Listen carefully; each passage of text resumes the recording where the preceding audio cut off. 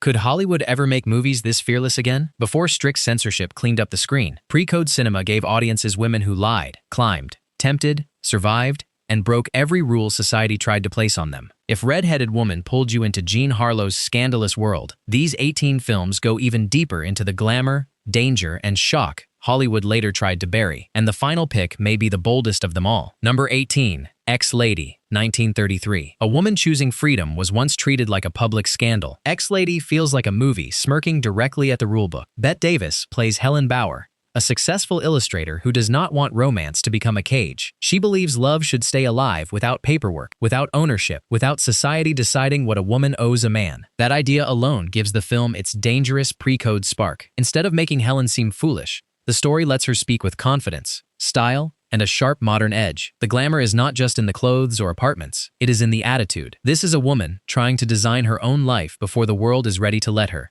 Like Red-Headed Woman, the film understands that scandal is not always about bad behavior. Sometimes, scandal is simply a woman refusing to apologize for wanting control, and that is why Ex-Lady still feels quietly rebellious. Number 17. Hot Saturday, 1932. One weekend, one rumor, and one woman's entire life starts burning. Hot Saturday is the kind of pre-code drama that turns small-town gossip into a weapon. Nancy Carroll plays Ruth Brock, a young woman whose reputation is threatened after one reckless night becomes the town's favorite story. What makes the film so gripping is not just the scandal itself, but how quickly everyone around her decides they know the truth. Cary Grant appears early in his career as a wealthy playboy with dangerous charm, the type of man who can smile while creating chaos. The movie captures a world where men are forgiven, women are judged, and whispers can destroy more than facts ever could. That makes it a perfect companion to Red-Headed Woman, because both films understand social power as a game. The difference is that Hot Saturday shows the trap from the other side. In this world, desire is brief, but gossip lasts forever. Number 16. Bed of Roses, 1933. Two women step onto a boat, but only one is ready to play dirty. Bed of Roses moves fast, talks sharp, and carries the bruised sparkle that makes pre-code cinema so addictive. Constance Bennett and Pert Kelton play women trying to survive, with wit,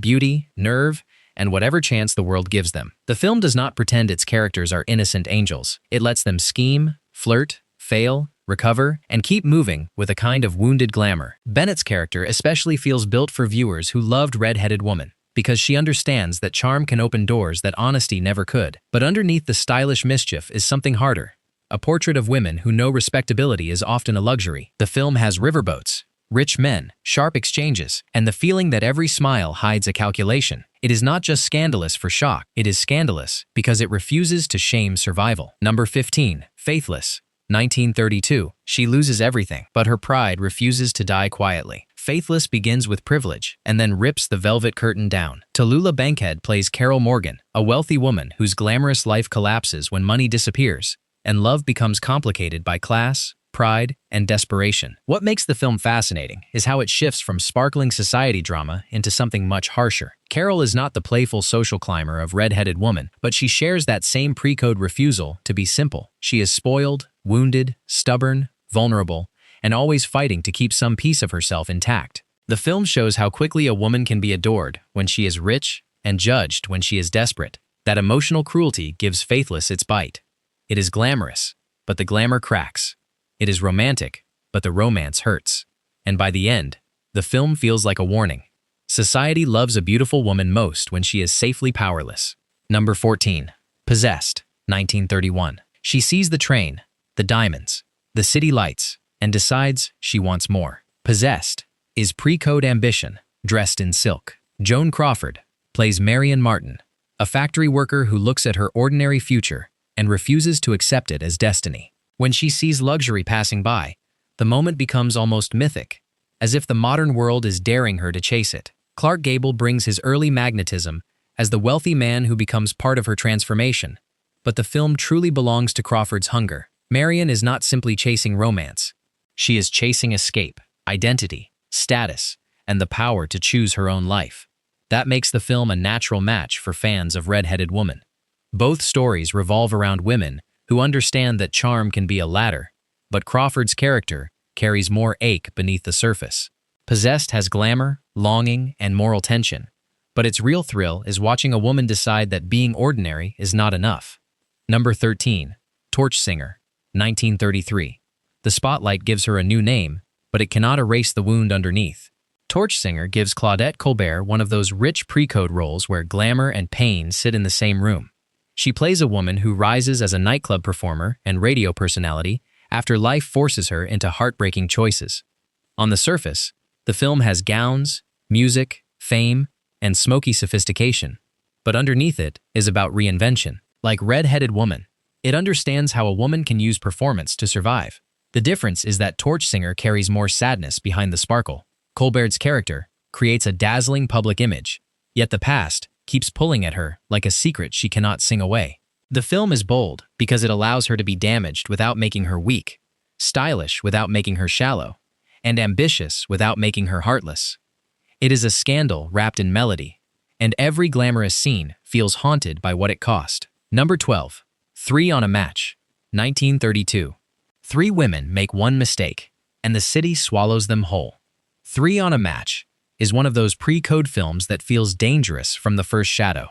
It begins with 3 childhood friends, whose lives move in very different directions, then slowly tightens into a story of temptation, fear, and collapse.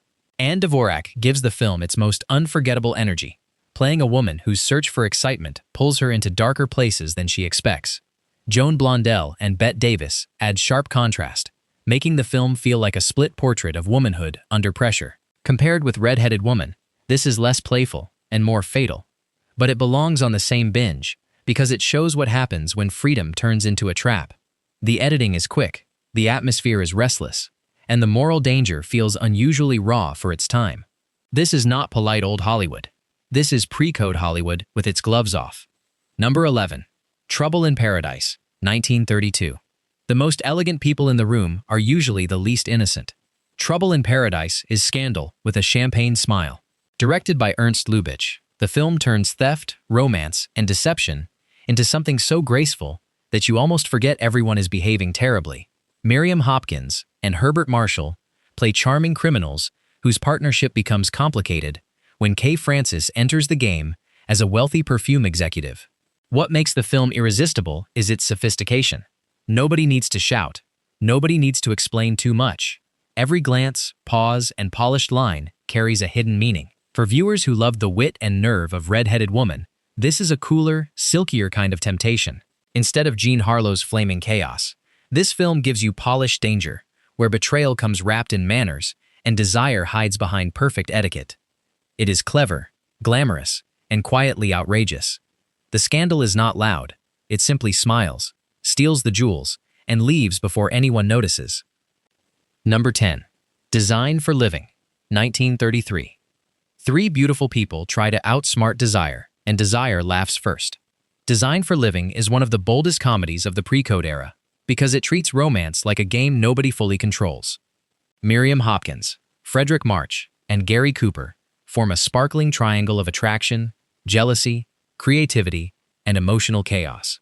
The film has the elegance of high society, but underneath the polish is something daringly modern, people trying to invent their own rules for love before the world gives them permission.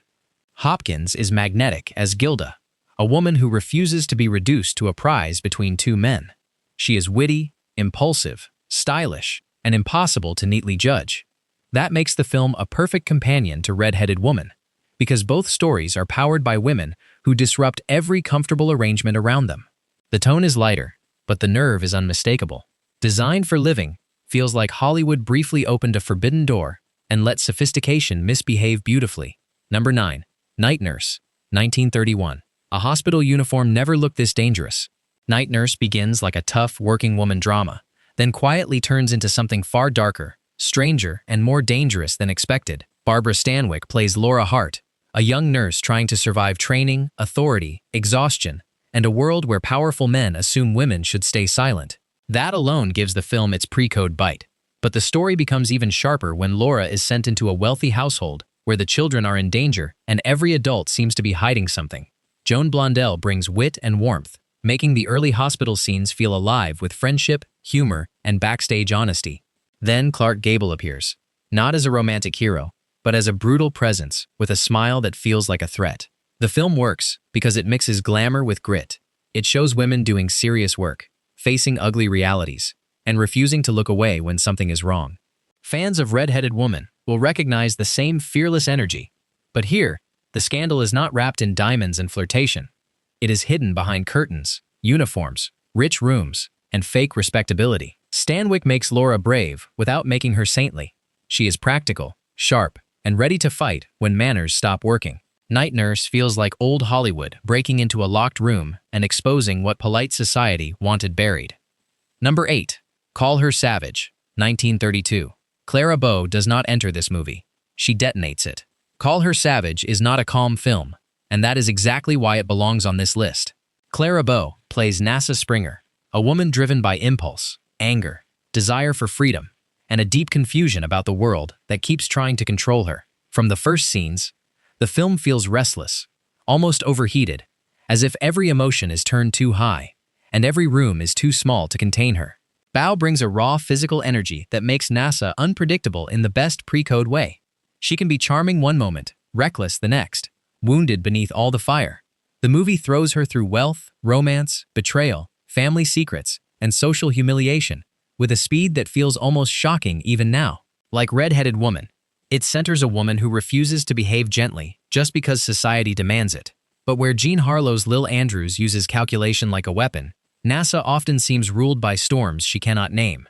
That makes the film more chaotic, but also more fascinating. It is glamorous, messy, emotional, and strange. The kind of movie that could only exist before Hollywood's stricter rules tried to smooth out women like this. Call Her Savage does not ask you to approve of NASA. It dares you to look away from her. And once Clara Bow takes command, looking away feels impossible. Number 7. Blonde Venus, 1932. Marlene Dietrich turns sacrifice into smoke, sequins, and heartbreak. Blonde Venus is pre-code glamour with a bruise underneath it. Marlene Dietrich plays Helen Faraday, a woman pulled between love, survival, motherhood, fame, and the harsh judgment of everyone around her. The film begins with romance, but soon becomes a glittering emotional maze where every choice carries a cost. Dietrich's presence is hypnotic because she never plays Helen as one simple thing. She is tender, mysterious, wounded, proud, and completely aware of the power of performance. When she steps into the spotlight, the movie becomes almost dreamlike, turning nightclub spectacle into a mask for private pain. Cary Grant adds polished temptation, while Herbert Marshall gives the domestic side of the story a colder ache.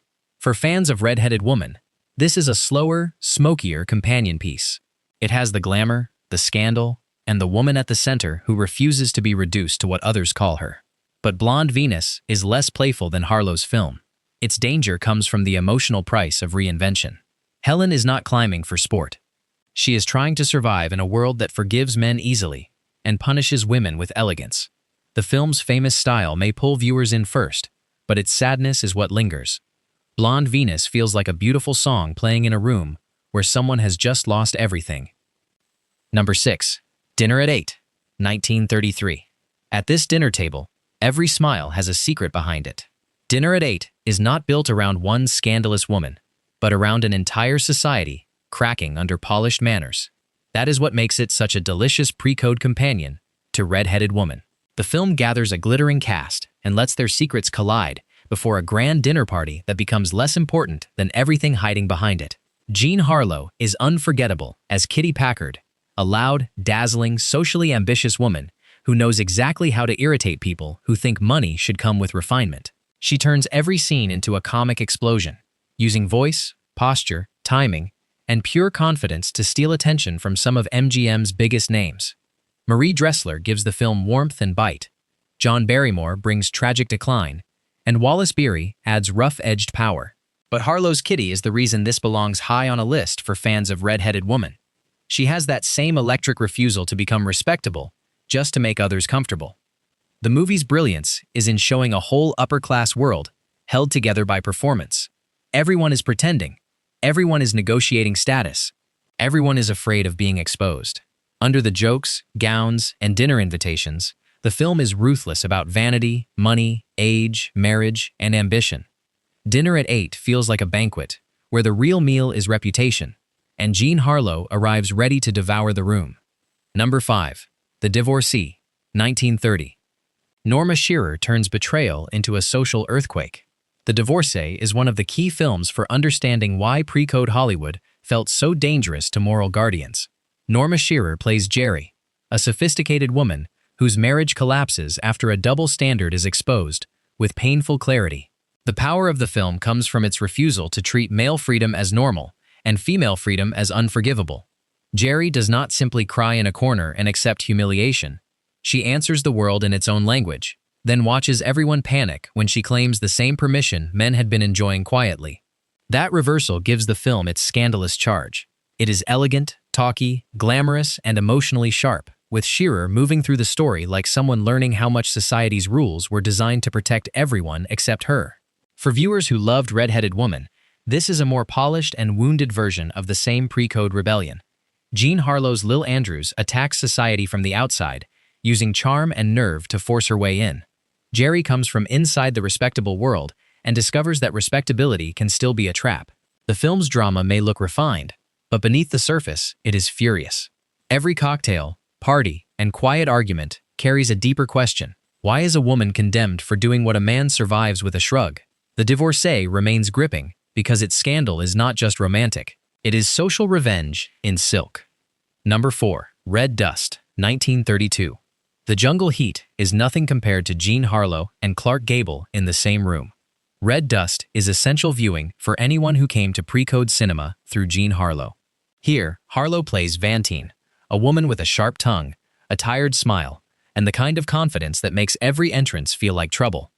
Clark Gable plays Dennis Carson, a rubber plantation owner whose rough masculinity matches the film's humid, dangerous atmosphere.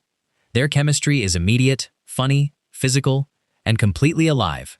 What makes Red Dust so addictive is that it does not dress desire in delicate language. It lets attraction feel messy, playful, impatient, and complicated. Then Mary Astor enters as a refined married woman, and the story becomes a triangle of class, temptation, and emotional power. But Harlow is the heartbeat of the film. She could have been written as a disposable comic figure, yet she walks away with the audience's loyalty because Vantine understands the world better than anyone expects. She jokes because she has survived. She flirts because she knows the rules. She acts careless because caring too much would be dangerous. Compared with Red-Headed Woman, this film gives Harlow a softer edge without dimming her spark. Lil Andrews is a social climber with claws. Vantine is a woman who has seen enough to laugh at illusions. Red Dust feels sweaty, witty, bold, and emotionally sharper than its setting suggests. Harlow does not just steal scenes. She steals the whole climate. Number 3. I'm No Angel, 1933. Mae West walks in like censorship is already afraid of her. No Angel is pure Mae West confidence, polished into one of the boldest star vehicles of the pre-code era. West plays Tira, a carnival performer who understands men, money, spectacle, and self-invention better than anyone around her. She does not stumble into power. She builds it, sells it, performs it, and dares the audience to enjoy every second. The film is packed with sharp lines, sly pauses, courtroom fireworks, and the kind of comic timing that makes West feel completely in control of her own legend. Cary Grant is charming, but this is never truly his movie. It belongs to West from the moment she appears, because she treats glamour as both armor and business strategy. For fans of Red-Headed Woman, the appeal is obvious. Like Jean Harlow's Lil Andrews, Tira knows that charm can be used as a weapon. But where Lil is reckless and hungry, Tira is calm, seasoned, and amused by the traps men think they are setting. That difference makes the film irresistible. I'm No Angel is scandalous without seeming desperate, funny without becoming harmless, and glamorous without pretending innocence. It gives viewers a woman who knows exactly what people want from her and charges admission for the privilege. The real thrill is not whether Tira will win. The thrill is watching everyone else slowly realize she already has. Number 2. Female, 1933. She runs the company, chooses the men, and terrifies every double standard in sight. Female is one of the most direct pre-code reversals of power, and that is why it feels so modern. Ruth Chatterton plays Allison Drake, a successful automobile executive who controls her business with precision and treats romance with the same cool authority usually reserved for male tycoons. The shock of the film is not that Allison is powerful. It is that she enjoys power without constantly apologizing for it. She makes decisions, manages men, sets rules, breaks expectations, and moves through corporate spaces as if she owns not only the company, but the frame itself. That makes Female a perfect companion to Red-Headed Woman. Both films are fascinated by women who understand social systems well enough to exploit them. But Allison is not climbing toward wealth through someone else's world. She already has the office, the money, the staff, and the command. The scandal comes from watching her behave with the freedom movies usually handed to men. Ruth Chatterton gives the role a fascinating mix of elegance, intelligence, appetite, and loneliness. The film may eventually bend toward convention, but before it does, it opens a door Hollywood would soon try to shut. Its best scenes feel electric because they show a woman refusing to shrink in a space built to admire male dominance. Female is sleek, daring, and quietly radical. It asks a simple, dangerous question. What if the woman was not the prize, but the boss?